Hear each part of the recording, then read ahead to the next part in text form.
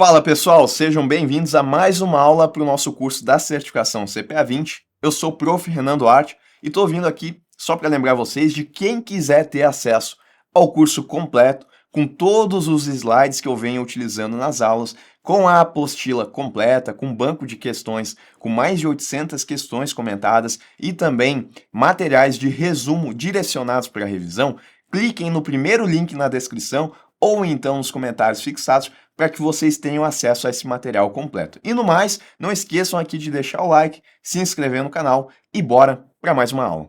A gente vai ver agora como é que funciona o processo de implementação de medidas no sentido de combater a lavagem de dinheiro dentro do ambiente das instituições financeiras. Tá? Então, atualmente, e seguindo as recomendações do GAF, a estratégia de combate para a prática de lavagem de dinheiro e financiamento ao terrorismo sofreu alterações, com os órgãos reguladores do Sistema Financeiro Nacional passando a impor às instituições do sistema financeiro o dever de identificar, avaliar e compreender os riscos da lavagem de dinheiro ao financiamento ao terrorismo, ao invés de prescrever apenas regras e parâmetros. Tá? Então, de acordo com as recomendações do GAF, agora não existem medidas que estão lá expressas e que as instituições financeiras elas têm que implementar exatamente aquelas medidas. Não. Agora, as instituições elas têm que identificar, avaliar e compreender quais são os riscos da lavagem de dinheiro dentro de seu ambiente, dentro da própria instituição financeira. E aí, com base nessa avaliação de riscos, as instituições financeiras elas vão estabelecer controles para evitar a lavagem de dinheiro. Quanto maior o risco que for identificado, mais esses controles eles devem ser estabelecidos, mais robustos esses controles eles devem ser no sentido de evitar a prática de lavagem de dinheiro. E por que que a gente não tem então as regras, os parâmetros, todos eles estabelecidos para as instituições financeiras cumprirem? Por quê? Uma vez que a gente começa a estabelecer tudo, sem dar liberdade às instituições financeiras, a gente vai estar parametrizando todos da mesma maneira. E aí eu posso ter uma instituição financeira que ela vai colocar um monte de controles, sendo que o risco de lavar dinheiro lá talvez não seja tão grande assim. Então ela vai ter um monte de obrigações e aquelas obrigações vão ser não aproveitadas. E por outro lado, eu posso ter uma instituição financeira onde o risco ele seja muito grande e aqueles controles que foram estabelecidos, eles não são suficientes para dar conta. Então por isso que mudou. Agora as instituições, elas vão identificar esses riscos e elas estabelecem os controles. Tá? E as operações de maior risco, como eu falei, tá? São aquelas que podem facilitar a prática de lavagem de dinheiro e financiamento ao terrorismo. A regulação do Banco Central e da CVM exige que as instituições realizem uma avaliação interna de risco, relacionada aos produtos e serviços por elas prestados e à natureza de seus clientes, parceiros e fornecedores, além dos funcionários. Tá? Então, para a gente entender quais são os riscos, é necessário que a instituição ela faça uma avaliação interna de risco. Para isso, a gente leva em consideração produtos dessa instituição financeira e os serviços por elas prestados. E, além disso, quem que efetivamente está usando aquela instituição financeira? Clientes, parceiros, fornecedores e funcionários, tá? É levado tudo isso em consideração. Esse documento, que é a avaliação interna de risco, serve como parâmetro para as políticas e procedimentos de prevenção e combate à lavagem de dinheiro a serem implementados pela instituição. Ele vai servir como um parâmetro, porque, de novo, aquela ideia, a gente identifica quais são os riscos e depois a gente estabelece os controles, de acordo com as recomendações do GAF, tá? Então, a instituição financeira, ela vai encaminhar a análise interna de risco que ela faz ao Banco Central e à CVM, ela precisa encaminhar. Bom, a partir da avaliação interna de risco, cada instituição deve definir a sua política de prevenção e combate à lavagem de dinheiro, a qual ainda deve ser formalizada em documento próprio, aprovada pela auto-administração e mantida atualizada. Então, a gente faz a análise interna de risco, identifica o risco e, a partir disso, a instituição ela vai definir qual que é a sua política de prevenção. Essa política ela tem que ser formalizada, tem que ter um documento próprio. O Banco Central e a CVM exigem que os controles sejam verificados quanto à sua efetividade através de testes periódicos, tá? Então, através da política, a gente vai ter quais são os controles. É ali que a gente vai ter estabelecido esses controles para prevenir a lavagem de dinheiro. E o Banco Central e a CVM, eles trazem essa necessidade de que aconteçam testes periódicos no sentido de avaliar se esses controles de fato eles estão funcionando. A política, ela deve ser clara, acessível e em nível de detalhamento compatível com o porte, a estrutura, a complexidade dos produtos e serviços, assim como as atividades desempenhadas pelas instituições, que é aquela ideia, quanto maior o risco, mais controles, melhor a política. Então, a instituição financeira, inicialmente, o que ela faz? Ela faz uma análise interna de risco, aonde ela vai identificar, avaliar e compreender os riscos. A partir disso, ela estabelece a sua política de PLDFT, que são os controles que vão ser estabelecidos com base no perfil de risco que foi identificado na análise interna de risco, tá? Lembrar que essa política, ela tem que ser formalizada, tem que ser um documento, e além disso, né, ela tem que estar acessível a todas as pessoas que trabalhem nessa instituição financeira.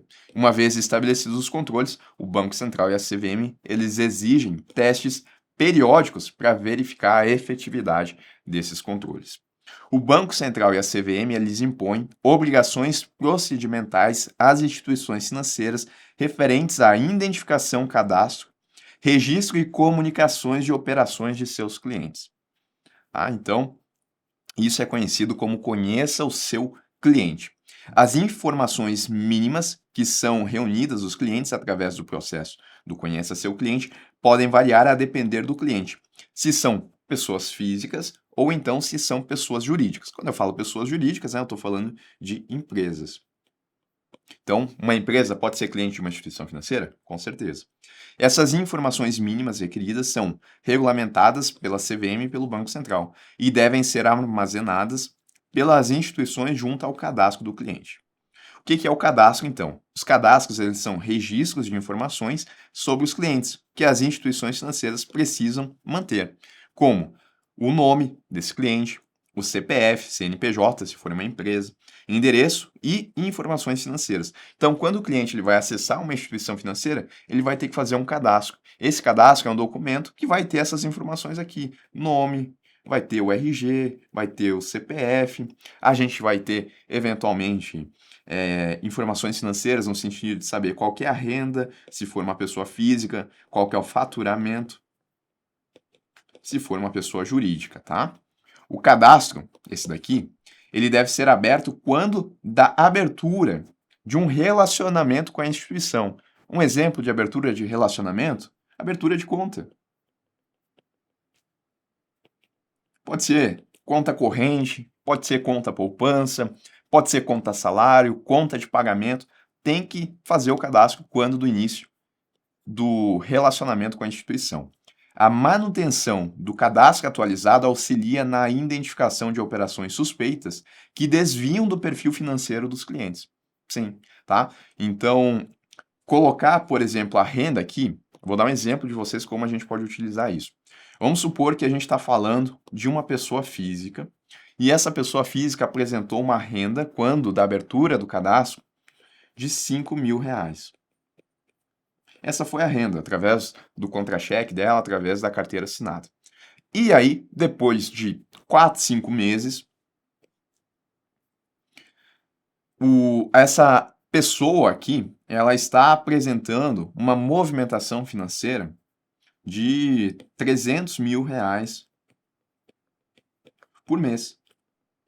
A gente sabe que o cadastro está atualizado, foi feito agora há poucos meses. E essa pessoa já está apresentando uma movimentação de R$ 300.000 por mês, tem alguma coisa estranha, porque aqui a gente está com operações que desviam do perfil financeiro desse cliente. E aí, nesse sentido, uma operação suspeita, a instituição financeira comunica ao COAF, faz a análise, comunica ao COAF, e o COAF ele vai identificar, então, se é ou não crime de lavagem de dinheiro. Claro que isso, se a instituição ela entender que essa operação aqui, ela realmente tem indícios de lavar dinheiro. E a atualização é importante por conta disso, porque vamos supor que ele apresentou essa renda de R$ 5.000 no início e depois de 4 anos ele estava apresentando essa movimentação de 300 mil por mês. Opa, agora em 4 anos, muita coisa pode ter acontecido aqui. Daqui a pouco, realmente, a renda dele saiu de 5 mil e foi para 300 mil. Por isso que é importante manter esse cadastro atualizado. Porque daqui a pouco, se for atualizar esse cadastro, talvez agora ele apresente uma renda mensal na casa de 200 mil por mês. Por isso que é importante fazer essa atualização. A atualização ela pode ser realizada de diferentes modos, inclusive canais de atendimento, mas ela precisa ser evidenciada por meio de fichas cadastrais ou cartas assinadas pelos clientes. Tem que ter algum tipo de evidência que possa ser documentada. Logs de sistema, gravações telefônicas ou outro comprovante idôneo de confirmação de dados. Certo? Bom, isso relacionado à política de conheça o seu cliente. A gente ainda tem o conheça o seu parceiro. As instituições também devem conhecer seus parceiros, fornecedores e funcionários. Isso corresponde ao princípio do conheça o seu parceiro e também referido pela sigla KYP, que vem lá do inglês Know Your Partner. A regulação também se baseia aqui na abordagem por risco. Isto é, instituições devem dar maior atenção aos parceiros, fornecedores e funcionários mais vulneráveis, suscetíveis a incorrer ou se deparar com práticas de lavagem de dinheiro, financiamento ao terrorismo. Sempre que eu falar, então, isso é importante, tá? Sempre que eu falar em abordagem de risco, é porque eu vou considerar, eu vou identificar os riscos, vou avaliar o risco, e sempre que eu identificar que tenha mais risco, eu vou ter que dar mais atenção, eu vou ter que estabelecer mais controles. Então, é aquela ideia de identificar e avaliar os riscos, tá? Sempre que eu falar em abordagem de risco, é isso, eu vou fazer essa avaliação de risco e a partir disso eu vou, então, colocar ações em práticas. As instituições financeiras, elas precisam conhecer os parceiros, tem que conhecer os fornecedores e tem que conhecer os funcionários, tá? Quais são as obrigações? Capacitação e treinamento de funcionários, exigência de que fornecedores e parceiros conheçam as políticas de prevenção e combate à lavagem de dinheiro e financiamento ao terrorismo da instituição. Opa, eu acabei de falar, né?